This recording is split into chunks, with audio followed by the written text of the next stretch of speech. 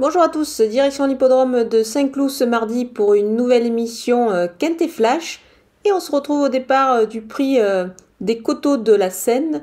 C'est une épreuve qui a réuni 16 partants. C'est un handicap qui va se disputer sur la distance de 1400 mètres et on a affaire à des 4 ans et plus. On retrouve évidemment des sujets qu'on connaît bien pour la plupart à ce niveau de la compétition. Maintenant, sur ce tracé de vitesse, il va falloir quand même bénéficier d'une corde plutôt bonne, c'est-à-dire plutôt en dedans.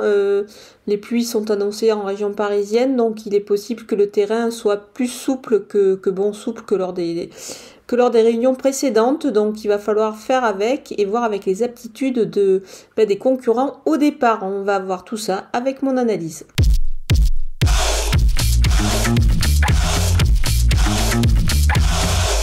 On attaque avec mes bases et le numéro 8, Essai Transformé. C'est un cheval qui a prouvé qu'il avait largement la pointure des gros handicaps. Il s'est d'ailleurs imposé dans un quintet plus. Il a été pénalisé au poids, mais ça ne l'a pas empêché de répéter dernièrement. Donc je pense qu'il est encore capable de réaliser une belle performance ici et de pourquoi pas s'imposer à nouveau. Le numéro 7, Oasis Cove, elle a bien couru récemment dans cette catégorie-là.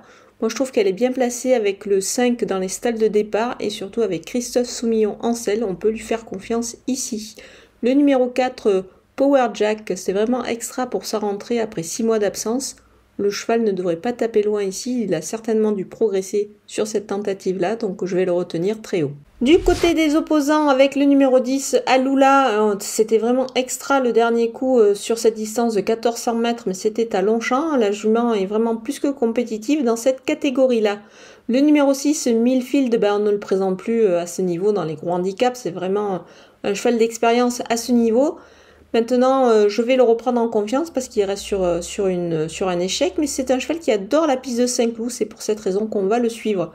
Le numéro 2, Caliste, il est au mieux et sa valeur lui laisse vraiment une belle chance ici, donc je vais le retenir aussi.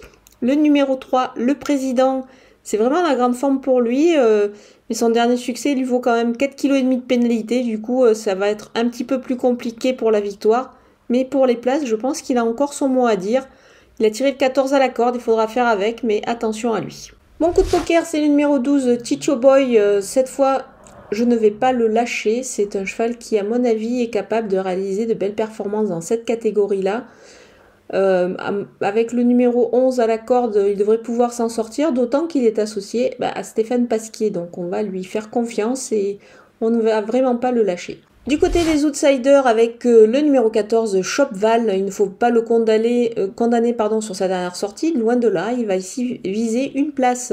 Le numéro 1, French Comté, il est chargé, mais c'était pas mal le dernier coup, donc attention à lui.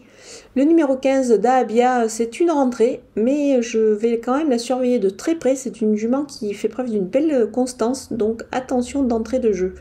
Le numéro 13, Madouce, on l'a déjà vu bien faire dans cette catégorie-là, donc attention.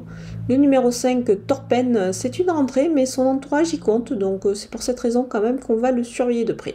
On termine avec les délaissés et le numéro 16, Big Boots, qui aurait été beaucoup mieux dans la deuxième épreuve. Le numéro 11, Jury Picot, qui peut manquer, je pense qu'elle peut manquer d'expérience dans cette catégorie-là, c'est pour cette raison que je vais faire l'impasse. Le numéro 9, Electroscope, c'est un cheval qui est quand même plus en vue dans les réclamés, donc ici, on va s'en passer. Voilà, on a passé en revue tous les partants de ce quintet plus de Saint-Cloud. Je vais vous laisser avec ma sélection et mes conseils de jeu.